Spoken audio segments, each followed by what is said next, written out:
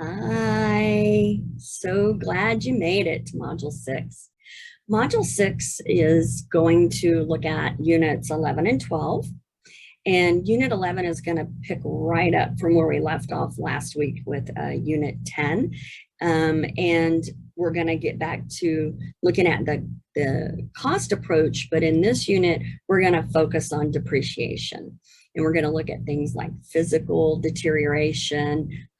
Are there, we call curable and uncurable. Curable repairs would be, are there actual economically sound repairs that can be made to bring this property up to standard, or is it just too far gone that it's not even worth putting the money into?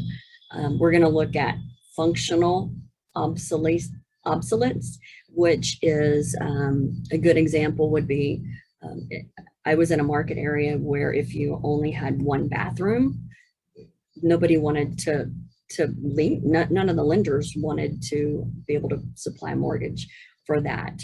That in that particular area was a big deal, whereas it may not be in others. And then we'll look at external obsolescence, such as location. An example of that would be when Compact sold and went out of business. Then a lot of people who had lived in the area close to the plant, that wasn't there anymore, and they had to move for jobs. And so sometimes you can have something in town that attracted everybody to that area, and it's usually going to be an employer who is not there anymore, and so people leave. I believe we've seen the same thing happen in Detroit with the car industry. Then Unit 11 is also going to get into the Americans with Disabilities Act, and then that chapter will end with several methods for computing depreciation, such as the age-life method and the observed condition method, just to name a couple of those.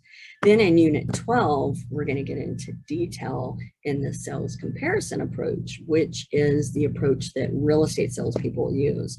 And it's going to get very detailed on what do you need to consider in this type of market analysis. Things like you need to make sure that your subject property and your comps have the same number of bedrooms, same number of bathrooms, same number of stories.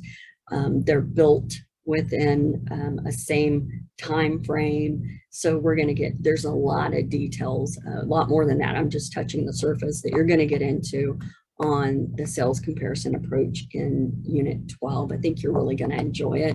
You're going to learn a lot there that will be very valuable for you for years to come. So as always, if you need anything, hit me up on the discussion board, and I will see you next week.